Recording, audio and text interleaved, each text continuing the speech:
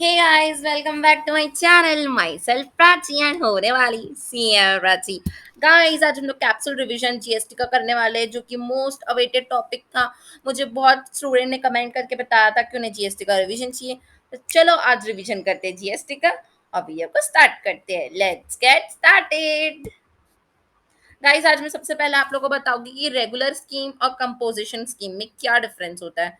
ठीक है गाइस, अपन बहुत सारे लोग होते हैं जिनको ना यही नहीं समझ में आता कि कंपोजिशन क्या है मैम, है ना। तो मैं सोच रही हूँ कि आज उनका डाउट क्लियर कर ही देती हूँ कि कंपोजिशन और रेगुलर में आपके डिफरेंस क्या होता है।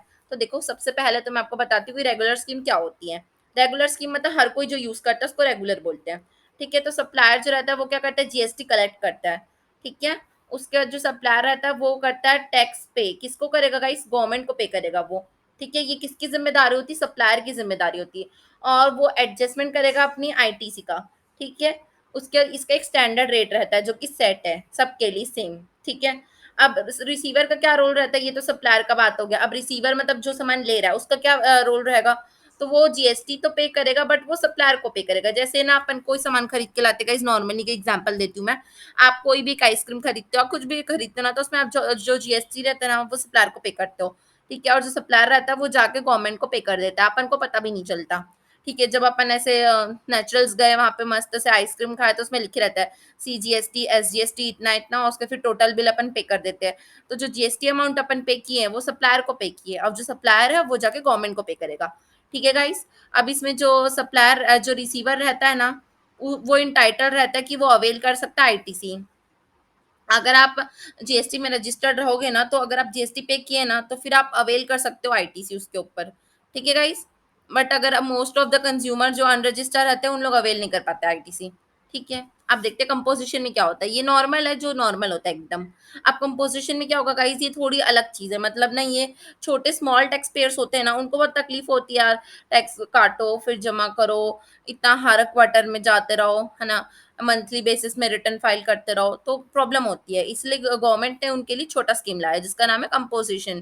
ठीक है गाइस, तो इसमें क्या रहेगा, सप्लायर जो रहेगा वो जीएसटी कलेक्ट नहीं करेगा, आपसे कोई जीएसटी नहीं मांगेगा। ठीक है, वो सप्लायर जो रहता है वो खुद ही जीएसटी पे कर देगा गवर्नमेंट को जाके खुद से।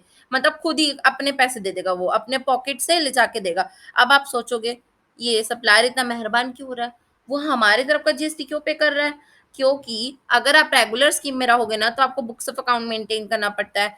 रेगुलर आपको जाके रिटर्न फाइलिंग करना पड़ता है। इतना सारा तामझाम, इतना सारा काम करने से तो अच्छा वो सोचेगा मैं पे कर दूंगा जीएसटी, रहने दो, मैं किसी से कलेक्ट नहीं करता, इतना तामझाम नहीं करता, मैं खुद की पॉकेट से पे करके आ जाऊंगा। ठीक है, और वो ऐसा नहीं है कि जो नॉर्मल रेट लगते हैं भारी भारी रेट वो लगेंगे उसके ऊपर। कंसेशनल रेट रहता है, गवर्नमेंट भी देखती है कि यार स्मॉल टैक्स पेयर है, वो बेचारा नहीं मेंटेन कर पा रहा है, तो उसके लिए कम रेट है, ऐसा नहीं कि बहुत ज्यादा रेट है। ठीक है, उसको अपने पॉकेट से देना बट कंसेशनल रेट है। ठीक है, अब रूल क्या, रिसीवर का क्या है, रिसीवर क्या रहेगा, रिसीवर की भी अच्छी बात है, मतलब रिसीवर खुश रहेगा। अगर आप कंपोजिशन वाले मतलब कंपोजिशन वाली शॉप में जाके सामान खरीदोगे ना तो आपका फायदा है, आपको कोई जीएसटी पे नहीं करना पड़ेगा। ठीक है, और आपको कोई आईटीसी भी नहीं मिलेगी, फिर याद रखना। ठीक है, अगर आपको आईटीसी नहीं चाहिए ना और आपके पास दो ऑप्शन है, तो कंपोजिशन और रेगुलर, तो आप कंपोजिशन पास चले जाओ, आपका फायदा है, आपके पैसे बचेंगे। ठीक है, नेक्स्ट कंपैरिजन करते हैं अब दोनों के बीच में। देखो गाइस, कंपैरिजन नहीं देखा जाए तो डिफरेंसेस सही है। ठीक है, कैसे, इसमें आईटीसी मिलेगी, हाँ मिलेगी, अभी मैंने बताया इसमें नहीं मिलती आईटीसी। ठीक है, स्टैंडर्ड रेट इसमें अप्लाई होता है, इसमें कंसेशनल रेट होता है, क्योंकि मैंने बताया ना कंसेशनल, क्योंकि वो खुद की पॉकेट से दे रहा है इसलिए कंसेशन मिलेगा उसको।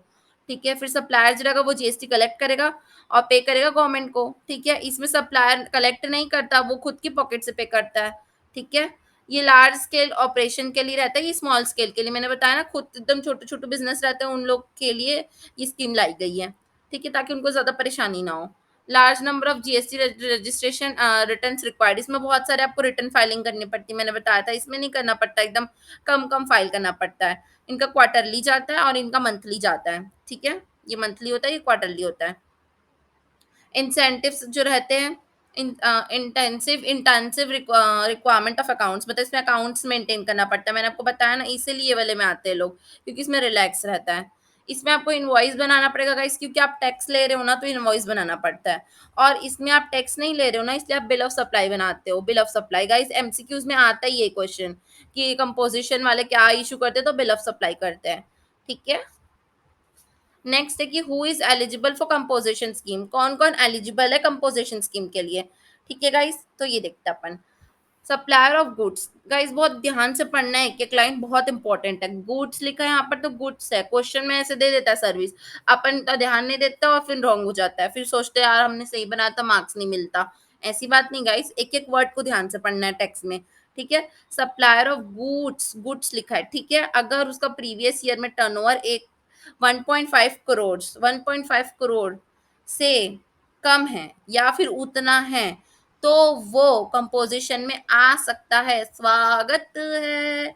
ठीक है, और उसमें आपको except from specified space states, मतलब कुछ कुछ स्टेट्स है ना उनको राहत दी गई है, और इसका पूरा 50%, इसका आधा करोगे तो आएगा आपको 75 lakhs।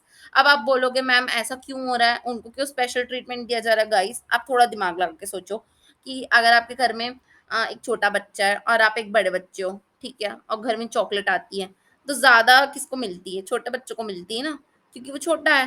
ठीक है, तो वैसे ही उसको कंसेशन मिलता है, चॉकलेट में उसको बोनस मिलता है। ठीक है, और डार्ट में उसको कंसेशन मिलता है। वैसे ही यहाँ पर क्या हो रहा है, टर्नओवर की बात हो रही है, तो टर्नओवर, अब कोई सेट छोटा है तो उसका टर्नओवर भी कम होगा ना। अब टर्नओवर कम है तो इसीलिए अपन इसको कम लेंगे। कि कौन कौन से स्टेट छोटू छोटू से अपने मतलब अपने इंडिया के सबसे छोटे छोटे बच्चे कौन है, तो देखो अरुणाचल प्रदेश, मणिपुर, मेघालय, मिजोरम, नागालैंड, सिक्किम, त्रिपुरा और उत्तराखंड। ये हमारे इंडिया के छोटे छोटे बच्चे हैं जिनको हम देंगे कंसेशन, जिनको हम देंगे 75 lakhs वाली लिमिट। ठीक है गाइस, मेरे साथ फिर से बोलो। अरुणाचल प्रदेश, मणिपुर, मेघालय, मिजोरम, नागालैंड, सिक्किम, त्रिपुरा, उत्तराखंड, ये हमारे भारत के छोटे बच्चे हैं जिनके लिए लिमिट आधी है, आधी है। 1.5 करोड़ सबके लिए है, इनके लिए 75 lakhs है सिर्फ। 50% कर देना उसका। ठीक है गाइस, आगे बढ़ते हैं। सप्लायर ऑफ गुड्स, देखो गाइस गुड्स के साथ थोड़ी सी सर्विस है, मतलब एकदम थोड़ी सी।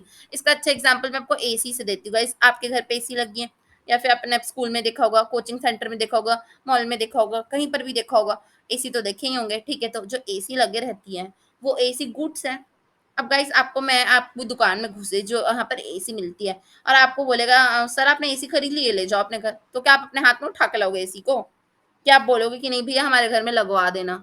आपको लगाने आता है? आपको उसके पार्ट्स जोड़ने आते हैं? आपको कनेक्शन करने आता है? नहीं आता ना। वो इंस्टॉल करेगा। गाइस वही आएगा, वो इंस्टॉल करके जाएगा। वो इंस्टॉलेशन कोई सामान है? नहीं है, वो क्या है, सर्विस है। तो जब जब ये वाला प्रोविजन आया था ना, तो बहुत तकलीफ होती थी सबको कि यार सिर्फ गुड्स के लिए आया है, और ये जो गुड्स बेचते थे उन लोग सर्विस नहीं दे पाते थे। अगर उनको सर्विस देंगे तो ये यहाँ से बाहर निकाल देते थे, सर्विस वालों के लिए है ही नहीं ये सेक्शन। ठीक है, तो इसलिए गवर्नमेंट ने बोला कि अगर ठीक है आप एकदम छोटू सर्विस देते हो, मिनिमम सर्विस देते हो जो कि एकदम नेसेसरी गुड्स के साथ, इंस्टॉलेशन ऑफ एसी, टेलीविजन, ठीक है, बैटरी जब अपन बेचते हैं उसमें कार या गाड़ी में लगती, वो अपन लगा नहीं सकते खुद से, उसके लिए इंजीनियर्स होते हैं जो लगा के देते हैं। ठीक है गाइस, तो जहां पर भी अपन खुद से नहीं कर सकते वो गुड्स का use direct, but upon installation के बाद कर सकते हैं, तो उन लोग के लिए ये वाला आया है। ठीक है, मैं आपको बैकग्राउंड इसलिए बता रही हूँ ताकि आपको लर्न करने में आसानी हो। ठीक है, तो उन लोग अगर 10% तक की सर्विस करते हैं ना, सिर्फ ज्यादा नहीं करने मिलेगा उनको ना 10%। ठीक है guys, तो देखो सेम सप्लायर ऑफ गुड्स, जो गुड्स आप बेच रहे हो, आप एसी के डीलर हो तो आपको मिलेगा ना। ठीक है, और कोई सर्विस सेक्टर वालों के लिए नहीं है ये। ठीक है, तो वो पोर्शन जो रहेगा सर्विस का वो 10% से ज्यादा नहीं होना चाहिए। ऐसे नहीं कि आप पूरा सर्विस दे रहे हो और उसके साथ थोड़ा सा गुड्स दे रहे हो। ठीक है, जैसे कि आप for example fashion designing, fashion designing होता है ड्रेस में। ठीक है, तो आप क्या लिए, ड्रेस लिए, फैशन डिजाइनिंग की, मतलब आप ड्रेस लेके गए, आप उनको दिए, और फैशन डिजाइनिंग वाले ना बटन्स लगाया उसमें कुछ कुछ, और बाकी डिजाइनिंग की और आपको दे दिए। तो आप बोलोगे मैम देखो इसमें गुड्स है बटन्स के और सर्विस है, तो गाइस आप वहाँ बटन लगवाने गए थे, किस अपना डिजाइनिंग करवाने गए थे? आपका मकसद तो डिजाइनिंग कराने का था, तो वो सर्विस हो गया। अब उसमें छोटू छोटू से गुड्स लगे, तो अब गुड्स के लिए तो सर्विसिंग के लिए नहीं गए थे ना, सर्विस लेने के लिए गए थे, पर गुड्स मिल गया उसमें। वैसी वाली सर्विसेज यहाँ कवर नहीं है। आपको एग्जाम में दे देगा फैशन डिजाइनिंग की सर्विसेज मिल रही है, तो वो कंपोजिशन डीलर है, तो क्या वो बिल ऑफ सप्लाई बना सकता है? तो हाँ मत लिख के आ जाना, नहीं होगा इसका आंसर। क्योंकि फैशन डिजाइनिंग सर्विसेज है, सर्विसेज के लिए यहाँ कोई जगह नहीं है, यहाँ जगह सिर्फ गुड्स के लिए। और गुड्स के साथ अगर आप बहुत नेसेसरी सर्विस देते हो तो उनके लिए जगह है। ठीक है, जो कि सिर्फ और सिर्फ 10% पार्ट होनी चाहिए आपके टोटल टर्नओवर की। ठीक है गाइस, या फिर 5 लाख, या फिर 5 लाख रुपए तक की आप दे सकते हो सर्विसेज, टोटल अमाउंट वाइज देखा जाए तो। विच एवर इज हायर, इन दोनों में जो हायर होगा वो, ठीक है। यहाँ पे लोग गलती करते हैं, इसलिए मैं इतना समझा रही हूँ, नहीं तो ये एकदम क्रिस्पी रिवीजन करवा रही हूँ मैं, ठीक है। आगे बढ़ते हैं। सप्लायर ऑफ सर्विस ऑफ और गुड्स और सर्विस टुगेदर, अगर आप गुड्स के साथ सप्लाई के साथ सर्विस दे रहे हो, दोनों को मिला जुला के दे रहे हो, ठीक है गाइस, तो ये नोटिफिकेशन के अंदर आएगा। इस कंपोजिशन की नोटिफिकेशन आई थी एक, उसके अंतर्गत हमको बताया गया है कि अगर आपका प्रीवियस ईयर का टर्नओवर अगर 50 लाख है मैक्सिमम, ज्यादा से ज्यादा, तो आप आ सकते हो यहाँ पर। मतलब अगर आपको जो मैंने क्वेश्चन बताया था वो फैशन डिजाइनिंग वाला, उसमें लिख देगा कि turn last year turnover was 50 less than 50 lakhs, या फिर लिखे रहेगा 49 लैक्स या 40 लैक्स, तब आप हाँ लिख सकते हो उसका आंसर, ठीक है। अगर आप सर्विस भी देते हो ना, तो वो 50 लाख के टर्नओवर से कम होगी तो आप अलाउड हो यहाँ पर आना, नहीं तो आप नहीं आ सकते, ठीक है। अगर आप 50 लाख से ज्यादा की सर्विस देते हो तो you are not allowed, but goods के केस में यू आर अलाउड।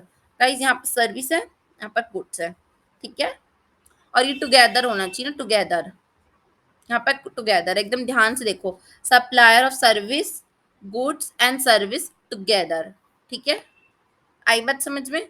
सिर्फ और सिर्फ गुड्स करोगे तो बहुत ज्यादा अच्छी लिमिट आपकी, और अगर आप सर्विस के साथ गुड्स के साथ सर्विस ये सब दे रहे हो, मतलब मिला जुला के दे रहे हो, ठीक है, तब आपका 50 लैक्स का टर्नओवर है।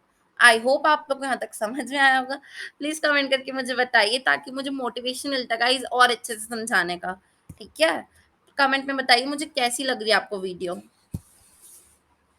फिफ्थ वाला डिस्कशन करते हैं अपन, कंप्यूटेशन ऑफ टर्नओवर। अब गाइस अपन टर्नओवर की बात करते हैं। एग्रीगेट टर्नओवर कैसे निकालोगे?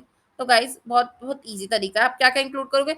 आपको जब टर्नओवर कैलकुलेट करने बोलेगा ना गाइस, सब कुछ इंक्लूड कर देना, सब कुछ, जैसे कि domestic supply, export supply, taxable supply, exempt supply. Distinct person मतलब जो आप ही हो, बट आप ना दूसरे बिजनेस वर्टिकल्स में, जैसे आप यहाँ पे जूता बनाते हो फिर आप कपड़ा भी बनाते हो, तो वो आप डिस्टिंक्ट पर्सन हो गए। मतलब इंसान तो सेम हो, पर आपकी दो दो ब्रांचेस है, तो उसको बोलेंगे डिस्टिंक्ट पर्सन। रिलेटेड पर्सन मतलब आपके रिलेटिव्स, ठीक है। ओन अकाउंट, खुद के अकाउंट में, ऑन बिहाफ ऑफ प्रिंसिपल से करवा रहे हो, उसके बिहाफ में एजेंट से कर रहे हो, ये सब इंक्लूड होगा। जितनी भी आपकी सप्लाई है, सब सप्लाई इंक्लूड होगी, ठीक है। बट इसमें क्या इंक्लूड नहीं होगा? तो गाइस आप क्या निकाल रहे हो? जीएसटी निकाल रहे हो, जीएसटी को इंक्लूड करोगे। थोड़ा कॉमन सेंस लगाओ, नहीं करना, ठीक है। सेस जो उसमें लगता है उसको नहीं करना। गाइस बहुत इंपॉर्टेंट पार्ट है कि जो आरसीएम होता है, इसका रिवीजन आएगा आगे लेक्चर्स पे।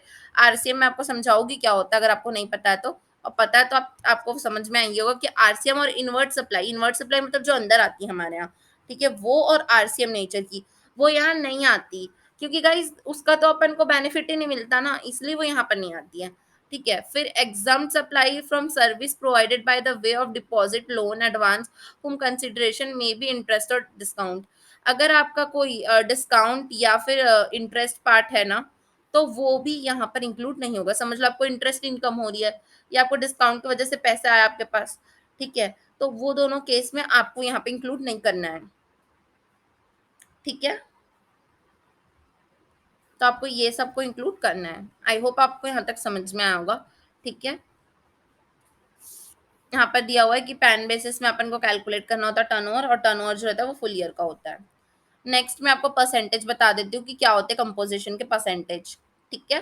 तो देखो सबसे पहले मैन्युफैक्चर का रहता है 0.5 प्लस 0.5 इजकल टू 1%, ठीक है। 0.5 मैन्युफैक्चर का, सीजीएसटी, एसजीएसटी और 1% टोटल। अगर आप रेस्टोरेंट हो, रेस्टोरेंट वालों का कंसेशनल रेट है 2.5 मतलब 5%, ठीक है।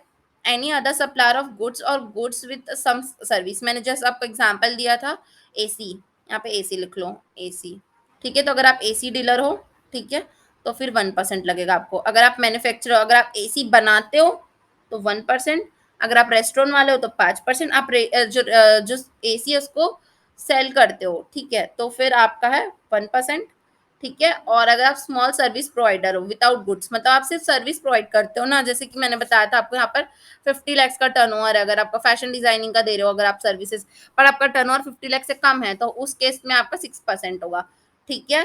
Manufacture does not include ice. Guys बहुत ज्यादा ध्यान से पढ़ो, यहाँ पर बहुत इंपॉर्टेंट कैच आने वाला है। अगर आप इंटरमीडिएट पे हो, फाइनल पे हो, कहीं कोई भी लेवल पे हो, यहाँ पर क्वेश्चन बनता है कि जो आइसक्रीम वाला है, पान मसाला वाला है, टोबैको प्रोडक्ट और अरेटेड वाटर, ठीक है गाइस। तो ये वाले जो लोग होते हैं ना, एलिट्रेटेड वाटर, हाँ।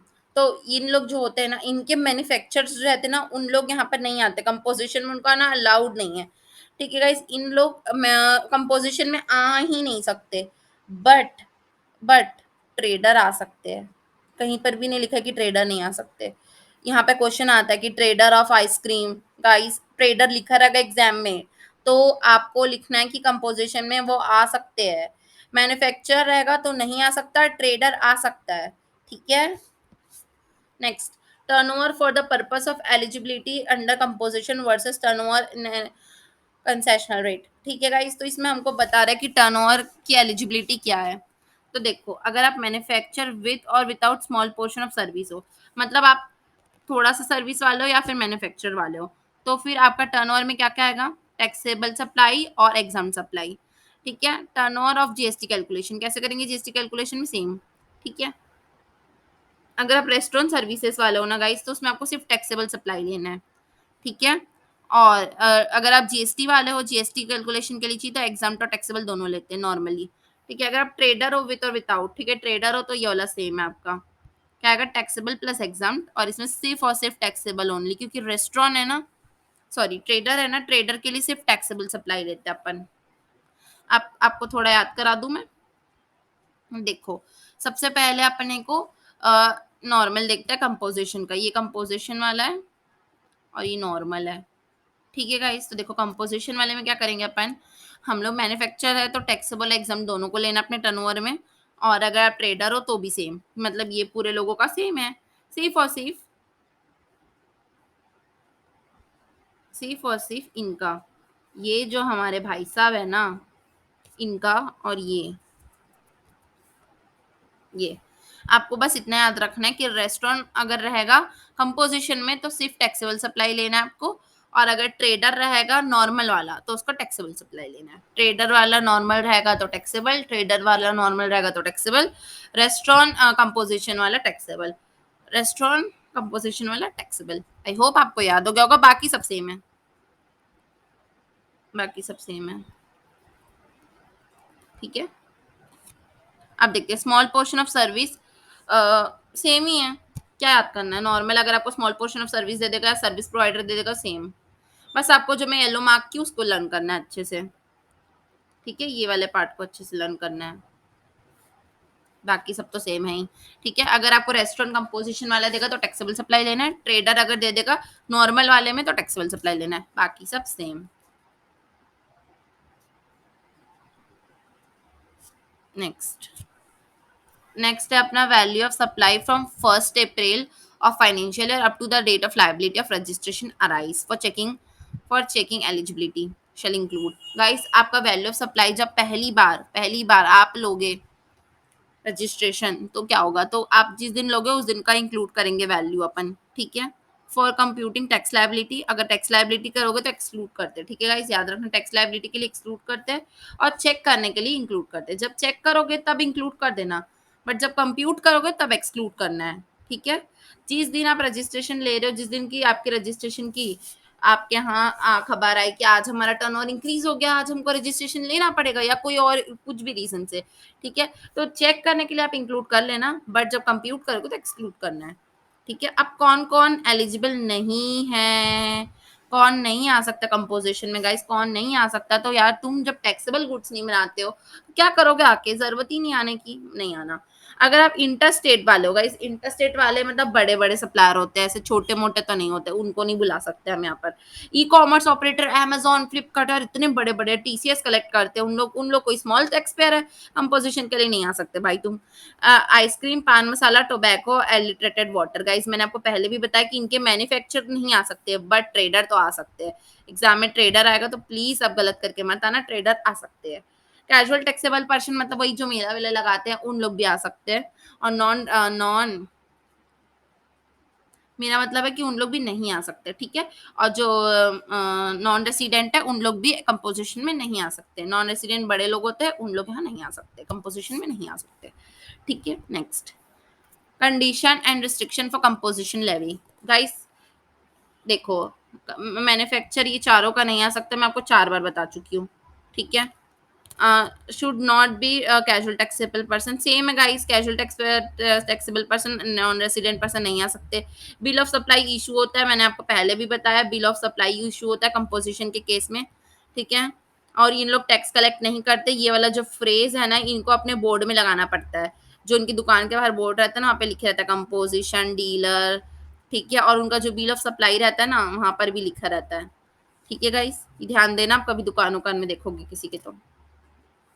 Next, intimation and adoption of composition levy, intimate कैसे करेंगे, अडॉप्ट कैसे करेंगे गाइस, ये प्रोसीजर मैं आपको अभी बताती हूँ। देखो, सबसे पहले आप रजिस्ट्रेशन लेना है REG1 में, ठीक है? रजिस्ट्रेशन जब आप ले लोगे, यहाँ पर आप आ सकते हो, आपका बहुत बहुत स्वागत है।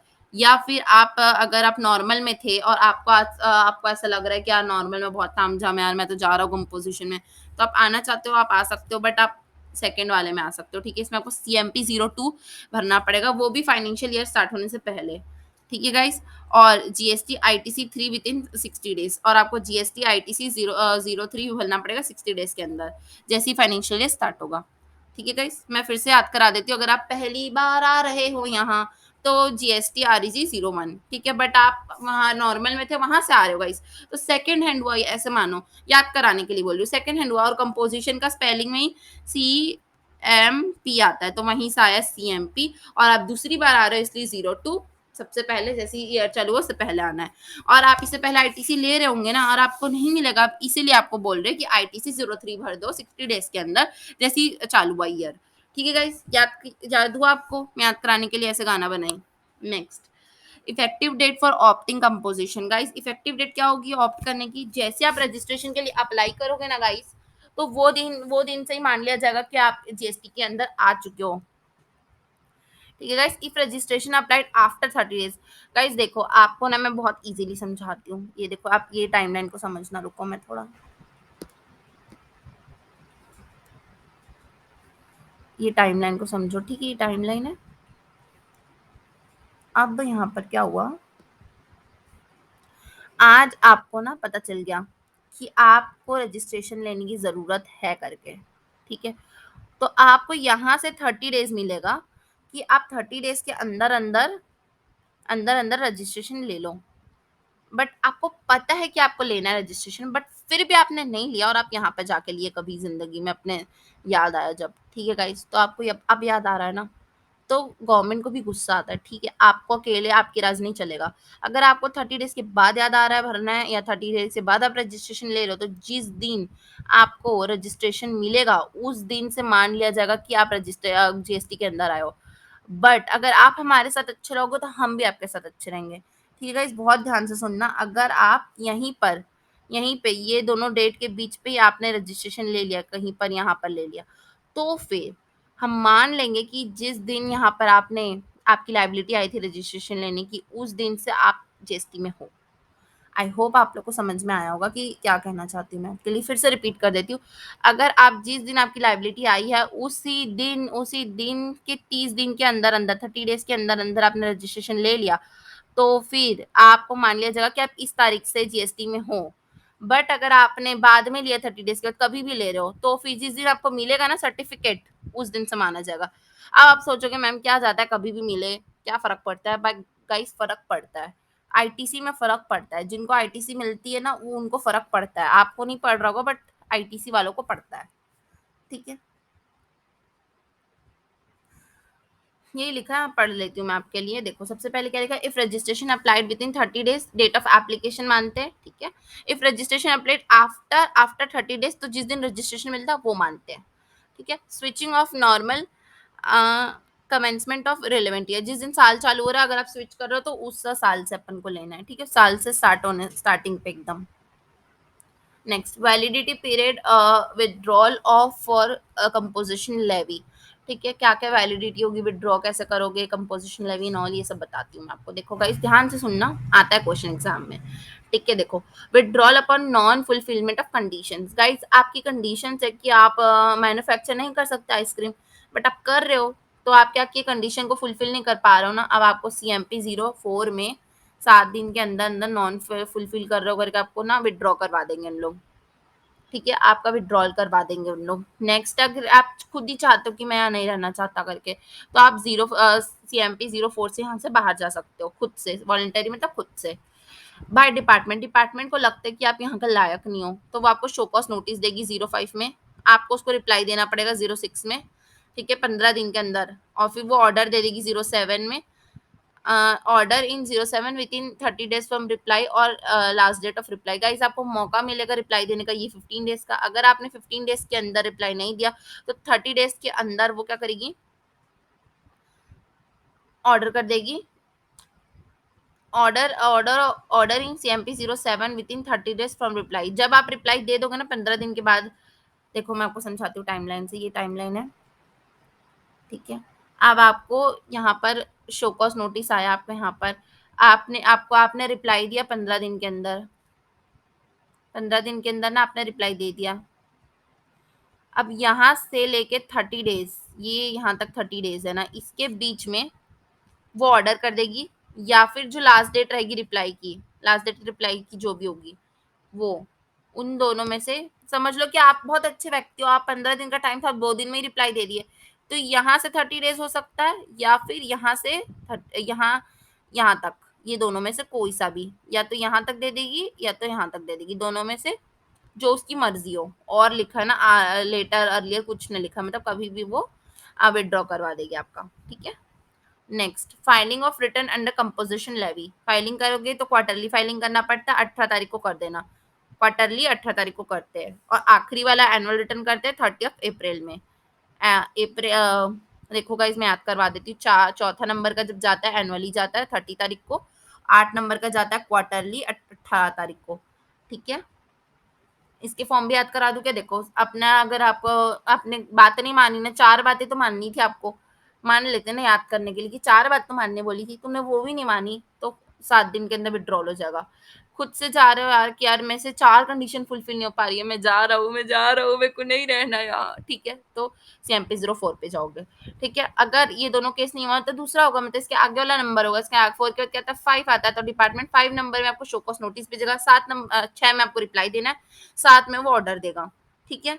अब 8 नंबर में क्या होगा, 8 नंबर में अपने रिटर्न फाइल करोगे क्वार्टरली, और 8 नंबर देखो गाइस ध्यान से देखना कि सीएमपी 08 में आपको क्या करना है, क्वार्टरली रिटर्न भरना है, और जीएसटी R4 में, मतलब ये 4 नंबर का जीएसटी रिटर्न जो फाइल होता है ना, वो होता है एनुअल, याद रखना, यहाँ पर आप भूल मत जाना। फ्लो में यहाँ पे देखो क्या है, जीएसटी 04 है ये, और ये सीएमपी 8 है, ठीक है। यहाँ पर सब जगह सीएमपी है, क्योंकि कंपोजिशन वाले चैप्टर में सीएमपी ही आता है, ठीक है। अगर आपको फॉर्म नंबर याद नहीं भी आ रहा है ना, तो एमसीक्यूज में अगर आएगा तो सीएमपी वाला जो ऑप्शन होगा उसको टिक कर देना, अगर बाकी दूसरा अल्फाबेट से हुआ तो, ठीक है। आई होप आप लोग को यहाँ तक समझ में आया होगा। एनुअल रिटर्न जीएसटी 4 में जाता है, क्वार्टरली रिटर्न सीएमपी 8 में जाता है। फ्लो फिर से याद करा देती हूँ मैं आपको एक लास्ट बार पूरा कट, ठीक है। देखो सबसे पहले आप 4 में बोलोगे 4 कंडीशन फुलफिल नहीं कर पा रही हूँ मैं जा रही हूँ अपना रजिस्ट्रेशन कैंसिल करवाने, या डिपार्टमेंट बोलेगा 4 कंडीशन तो फुलफिल नहीं कर पा रही है, कैंसिल करेगा। 5 नंबर में शो कॉज नोटिस देगा, 6 नंबर में आप रिप्लाई दोगे, 7 नंबर में ऑर्डर आएगा, 8 नंबर में क्वार्टरली रिटर्न फाइल होता है 18 तारीख को, और जीएसटी 4 जो होता है, जीएसटी R4 जो होता है वो एनुअल रिटर्न होता है, 30 अप्रैल को आपको देना पड़ता है। Next, thank you so much for watching this video. I hope आप लोग को यहाँ तक समझ में आएगा। Thank you so much for watching this video, या do subscribe my channel. Thank you so much for watching this video. Bye bye, stay safe, stay healthy, अपना ध्यान रखो।